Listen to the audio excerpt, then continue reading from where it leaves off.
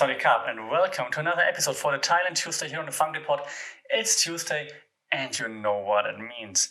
We talk about all things Thailand, and I said last week on the Thailand Tuesday here on the Funk Report, I said next week I don't want to talk about COVID anymore, and I meant it. But then Thailand happened. So very briefly, current COVID situation, just because it deserves some talking about. I really thought I can move on, but apparently I can't for now. Okay, very briefly. So the COVID rollout should have started by now. Meaning, so first of all, I talked about how I got the COVID shot, the first one, AstraZeneca, right? That's lucky me, simply because I work for a university, and I assume teachers, university staff, and so on, they count as like necessary people like in this category that gets the vaccine first. So I very much appreciate it. Thank you very much. Cool. That's then also other kind of workers that work like customer faced, I believe, like cleaning staff that's necessary, motorcycle taxi drivers here, for example, as well. I assume normal taxi drivers too, and the like. So then in the news has been that there are some upper class Thai people that aren't classified as priority one people for a vaccine. So motorcycle taxi drivers here, they have like a vest that they have to get a license, and they get like a vest that identifies them as motorcycle taxi drivers. So then some of the rich people here, the upper class people in Bangkok, they just bribed motorcycle guys to get those vests, or just bought them somewhere without a license, bribing the shop selling it, I guess. And they were wearing those vests to go to the hospital to get a vaccine. Of course, you don't judge a book by its cover, but you can definitely see if someone is a motorcycle taxi driver who's outside in the sun, in the rain all day long, right, working very hard, or if it's someone who's like from the upper class and who might not have seen such adversity in their day-to-day jobs. So you can clearly see when this is not the case, and they've been ridiculed on social media, deservedly so, I believe. But it's just as an FYI what happened here. And that's the funny part. It's not funny that they take away the vaccine from people who should actually get it.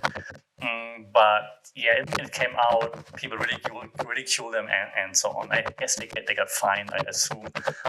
And I hope that's about that in this case. I didn't follow up, to be honest, because I was just mildly entertained and then moved on.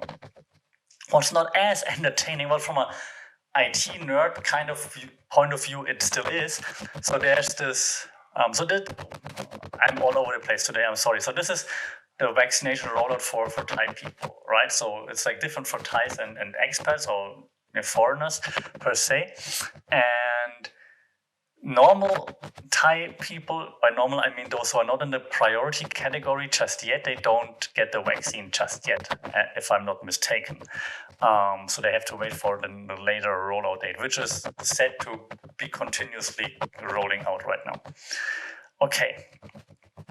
Now, then if you are a foreigner, first, it was very confusing. I mentioned last week, right? Yeah, you can get a vaccine. No, you can. You can get it at the same place where Thais get it. No, you can't. Some private hospitals offer vaccines. No, they don't. They're not allowed to anymore, and so on. And now there's an app and there's a website where you can register. It's called Thailand Throwback or intervacthailand.com or something like this. And then you have to register there, all your data like name, birthday, everything that they ask you. And then it turns out that this website is so not secure. So you don't even need to hack. You just need to go to intervacthailand, that web address.com/ and then add the right path after the / and you see all the data. It's not secure, not password protected, not encrypted, obviously. Why would they encrypt something? So it's nothing. It's ridiculous. A basic WordPress installation with like a WordPress, community would probably be safer than this. So crazy. So you could just simply get all the data from everybody that left his data that signed up for the Intervac website. Crazy. Okay, then when you go to this Intervac website, then it says like, okay, foreigners can register, but you have to be 60 or older, you have to have like some underlying conditions, blah, blah, blah, and so on. So also prioritization makes sense. If you don't have enough vaccines, you have to have priorities. I understand that. problem then is, why aren't there enough vaccines? And in the beginning, it was all about, we have only Sinovac here in Thailand, now we have AstraZeneca, and now for some reason Sinovac is not being administered anymore, I believe. A bit confusing there. So I'm not a medical expert, so don't believe anything what I say, but it's a bit confusing with the back and forth. I do know some people who got the Sinovac in the very beginning. I don't know if they still use it right now. I know now AstraZeneca is almost everywhere.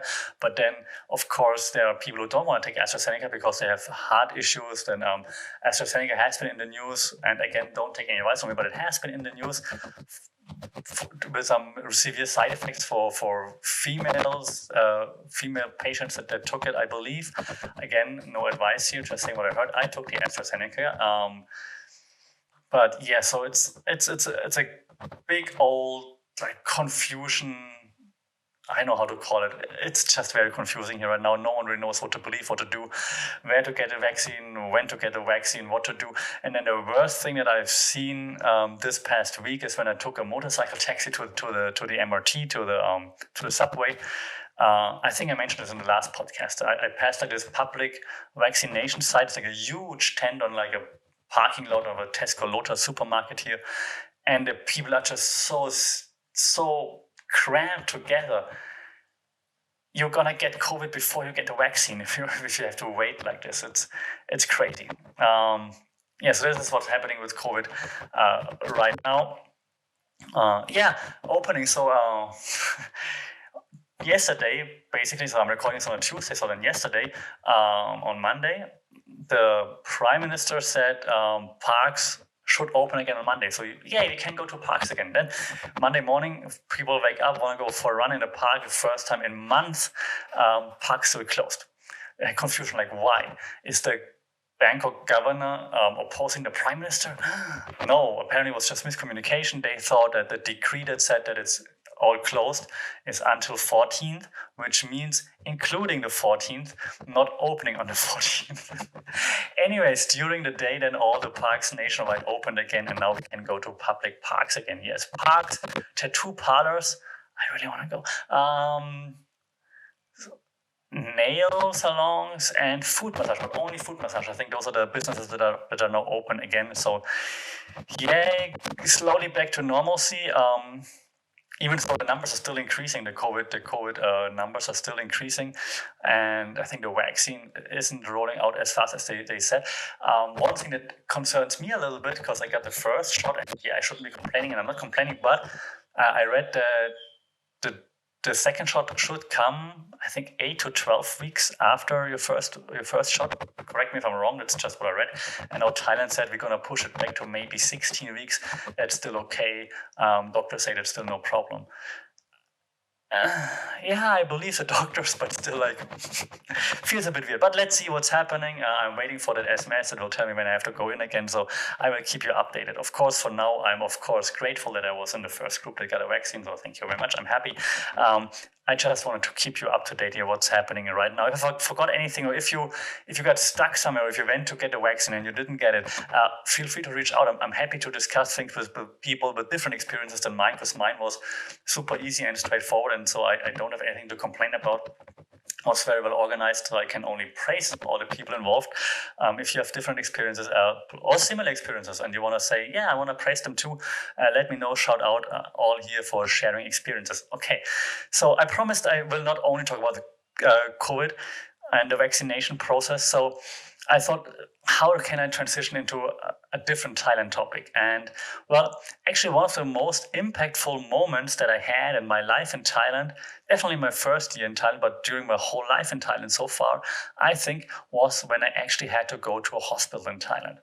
And it was back then when I was still living in Udon Thani. So if it's the timeline, if you keep track of the podcast timeline, before we started talking COVID and vaccinations, I tried to keep a timeline and say, okay, I started my time in Isan and then I moved towards Bangkok. So one of the times in Isan that when I lived there, so I was pretty much alone, right? So I was living on school campus. I was a volunteer. I was living on the school campus, which was fine because I was teaching. I was classroom. I had 40 classroom hours per week, so I was living in the classroom basically.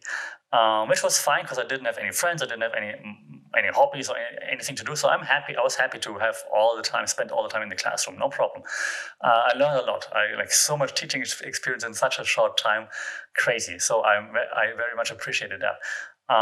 But then at the weekend, it was like this huge drop off, right? So I'm very much an introvert, so I can appreciate quiet time and so on. But when I'm always teaching in front of students in this case, and I'm like always on, and I have a very, very, very active teaching approach because I think that's just what they deserve. They come there to learn something, not to just sit there and repeat what I say, right? So very active. So I'm like basically in show entertainment mode, 8 hours a day. And then afterwards, it was like a huge drop off. Like, okay, now school's over, everyone is gone. I'm like, okay, usually then I go running to just get some different endorphins, I'm not sure, some different high at least. I went running in the park usually. And then at the weekend, it's like the whole day off, like 2 days, nothing. And it's like, it's nice, I want to relax, but it's also, wow, there's no one asking me questions. I don't have to perform for anyone or like teach anyone. It's like this it's not an adrenaline dump, it's like just this adrenaline like emptiness, so to speak. So I'm like, okay, well, let's do some sports. Like, I like sports. I used to play lots of team sports and so on. I can play team sports. I used to play lots of volleyball back home. I couldn't do it in Udon Thani. There was not much volleyball places to be, or not many places to play volleyball. So I've found different things. I got a bike, but there's not really bike path or anything. So you have to bike on the roads and bank in Thailand, but especially in Isan, rather dangerous, so and very like smoggy and so on. So didn't really enjoy that much. So I figured, okay, I also used to like rollerblading a lot. I liked inline skating a lot when I was back home in Germany. We have like those bicycle paths next to the river with like lots of trees and so on. So you just rollerblade for hours if you want to, which is awesome. So I'm like, okay, I missed that.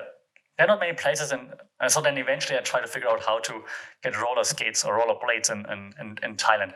Very difficult. Back then, 10 years ago, very difficult. Now, way easier. You can order it anywhere. Like you can order in Lazada and so on, I believe. And there's also a very good shop here in Bangkok that I found online, and they just opened back then. So then on a weekend trip to Bangkok, I looked them up. I went to them. They already closed. Like, oh shit, it took me so long to find them, but they saw me outside and they opened the shop again for me, which was really cute. The shop is called Skate Plus, SK8TE Plus, skateplus.com. They're doing an amazing job. Like back then, they just opened like the first rollerblade inline skate shop in Bangkok. Now they have like several branches. They are in shopping malls. They have like a skate rink in Bangkok and so on. So shout out Skate Plus. Guys, I haven't been there in forever, but because I got really badly injured, but that was really cool. So props to what you're doing. That's really cool. If you're looking for inline skating, rollerblading in Thailand or in Bangkok, check out Skate Plus on Facebook or on the website. They have like skate.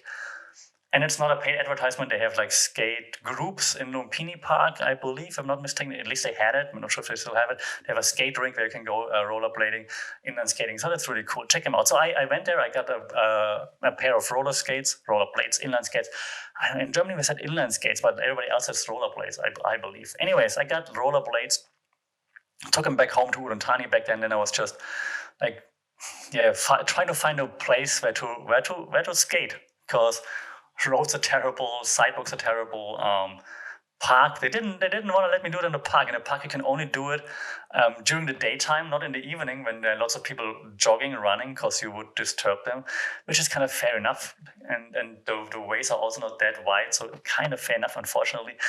So sometimes I went during the day or over the weekend, and then sometimes I would just, when it's the weekend, I would just rollerblade on campus, because I mean there are like some free spaces on campus, so I would just set up some parkour for myself that I have to master, like some slalom things and back and forth and whatnot. So I was doing this again one Saturday afternoon. I was just doing this. I was just rollerblading a little bit. I was just doing like some spins and turns and jumps and so on.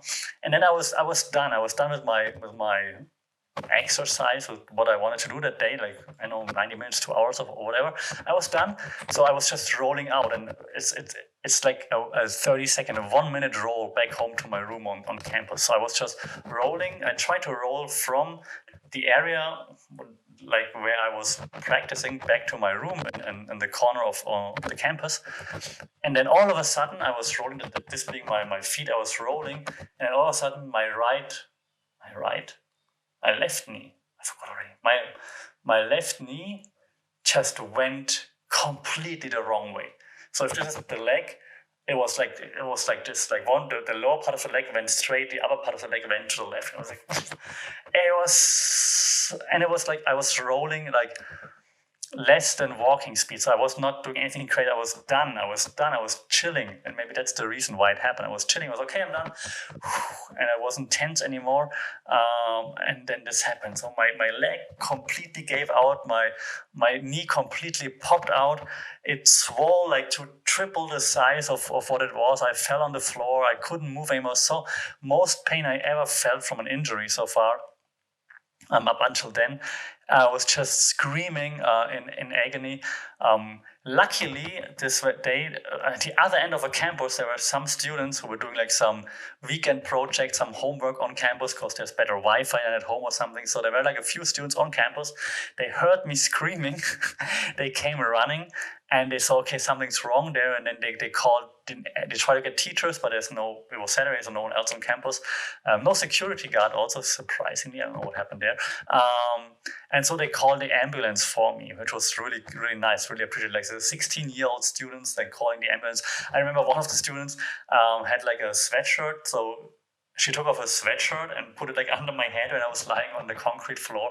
She's like, hey, teacher, put your head on that. That was really nice. I appreciate it, so thank you very much. And they waited with me for the ambulance. I just realized I got a picture because someone went up to the very top floor of the school building to the roof and actually took a picture of me lying on the floor with the ambulance arriving. I'm going to share that on social media. Check it out. Why didn't you help me, dude? Dude, whoever took the picture. I just realized that. It's an interesting picture. It's like me being on a stretcher because they took me on a stretcher then and the ambulance and carrying me. And so they put me in the ambulance. And then 2 or 3 of the students, I don't remember because it was so much in so much pain. I think it was 3. Yes, 3 students came with me in the ambulance car actually because they didn't speak English. Like the emergency personnel didn't speak English. My students, they spoke a little bit of English. So like, we're gonna help you. It was really nice. So thank you again.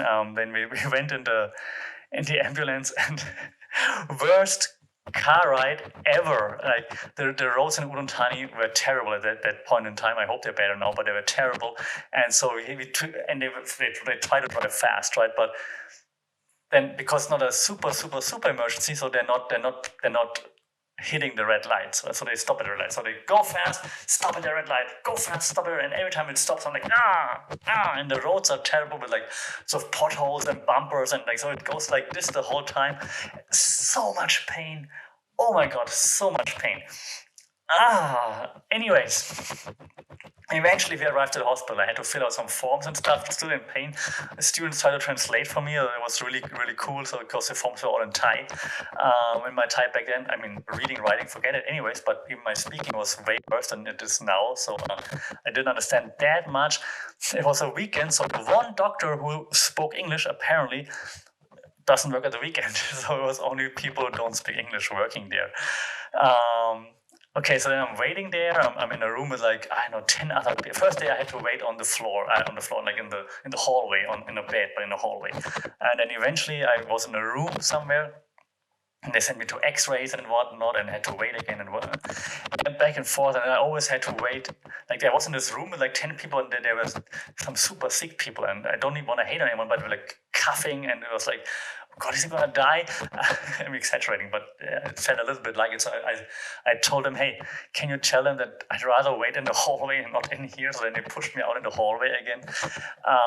So did X-rays and whatnot. And then a male nurse came, and I apologize if there's a better term for it, but it was just nursing stuff. But a male, like a dude, he came.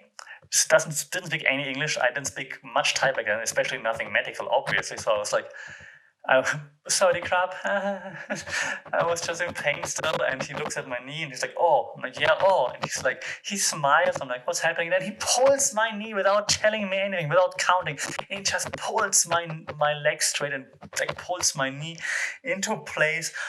Oh my god, tears coming down my face. I'm using all the English swear words that I knew. No German ones, surprisingly. So I kept swearing in English just to make sure everybody understands it, or everybody who spoke English understands it. I don't know. So I was cussing. I was crying. I was sweating, and the guy was just like. Now, in retrospect, it's hilarious, but in that moment, I wanted to kill him. Okay, so then my knee was back in place again. Yay! Still lots of pain though. Yeah, they did some X-rays. They said, okay, it's dislocated. Some little thing broke off or whatever, but don't sweat it. You gotta do some physical therapy. Okay, I said I don't want to stay overnight. They said, hey, we keep you overnight. I said, no. Now you X-rayed it. You told me what's happening. I'm not gonna stay. If you want me to do physical therapy, I'm gonna come back tomorrow. I don't want to stay here overnight. I didn't feel well in that hospital. So, okay, they said, okay, you go, all right, we'll let you home, find your way home.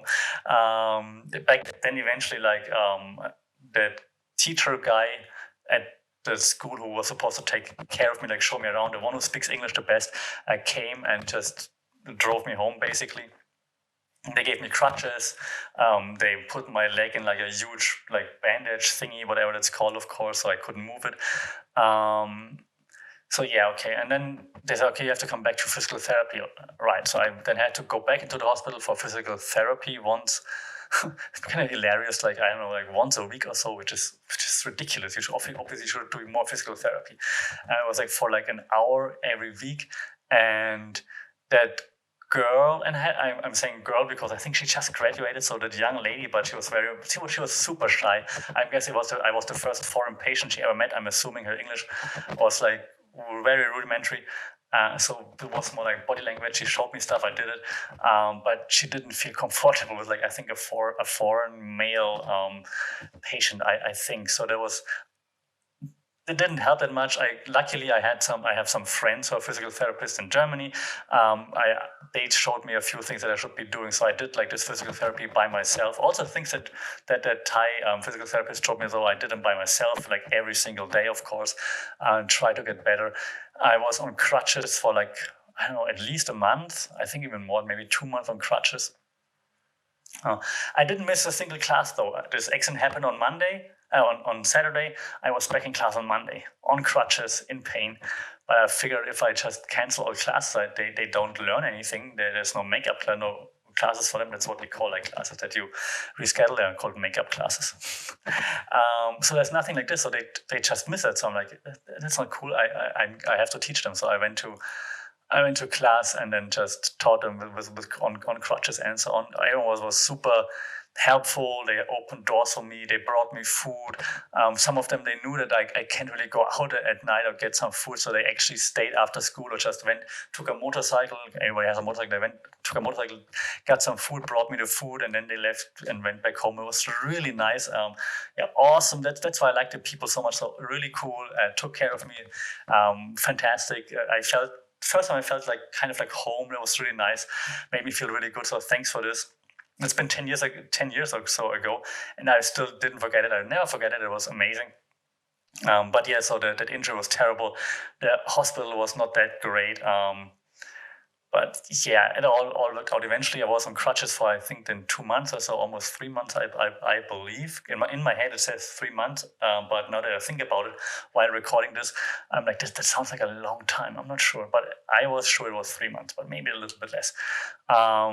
But yeah, so then after 3 months, I slowly started to walk without crutches and started slow jogging, even though they said don't do it. I started slowly jogging, and then eventually I progressed and still did the physical therapy stuff, and then eventually I started then slow running again and so on. No rollerblading though. I think I never rollerbladed again afterwards, because then like I don't know, 6 months after I moved to Bangkok, there's even less space to rollerblade unless you go to those parks with lots of people. It's not much fun. I did do ice skating though a few times, 3 or 4 times ever since moving to Bangkok, and my knee held up. I'm still scared, and it's the podcast I can say it. I'm scared shitless when I'm on ice skates, but I enjoyed way too much to just stop it too. So but yeah, I even did some jumps and did some spins and stuff like this. So this works. I'm just very scared on my left knee when it comes to those things. So I always go like the other way around. If I have an option to spin left or right, I spin the way that it's less heavy on my left knee usually. Okay, yeah. So then that's my first intense hospital story. Uh, it was like the whole day almost until late night. Yeah, that was intense, crazy because you don't understand things, and then it just pulled my leg straight and so much pain and so on. But it was awesome to see like how those students care about me. So that was really cool, and I'm still friends with them. We still exchange like just what's happening once in a while. Like, hey, how's it going? What are you doing? So that's really cool. And some students are bringing me food and stuff, things that you would never expect them to do. I was just amazing. Their parents asking about me if I'm okay, if I need anything. So it was really nice, really cute, like amazing people. And that's why Udon Thani Isan will always have a place in my heart. And it sounds very cheesy and very cliche, but that was just beautiful how they took care of me. So I always be grateful for this. And saying this right now here, I so want to go back. I need to check who's still there because most of them, most of the people I knew, colleagues, former colleagues, students that I'm still in touch with, they all moved away from Isan, from Udon Thani. They moved to Bangkok, moved abroad, or whatever. Let's see, but I think I have to go back to Udon Thani. Udon Thani, I say it here right now, I'm coming back. I'm coming at you. I actually, now that I just said the tattoo parlors are open again, maybe I got my first tattoo ever also in Udon Thani. And no, I was not drunk because I don't drink. But that's something for a different day, different story, different podcast. That's it for now. That's it for the Thailand Tuesday. I talked about COVID a little bit and then mostly about my first real hospital experience here in Thailand. Yeah, it was crazy. I'm still sweating now that I think about it. I hope you took something away from this story. Don't go into a hospital in Udon Thani. Or maybe the hospitals are better by now. If you're in Udon or you've been to Udon Thani, to Isan, and you went to hospitals, let me know how it went. If you have any questions about the Thai healthcare system, I can just spitball some things and tell you do not take it serious because I'm not a professional. But if you have any questions there, let me know. Last serious note for this pod is also I do have some medical friends. Maybe should have some Thai medical stuff on there. Some of my friends are physical therapists, doctors. Maybe we should have like a session there. I'm gonna ask them. I hope we can make this happen. Until then, as always, stay safe, take care. I'll see you soon. Sawadee krap.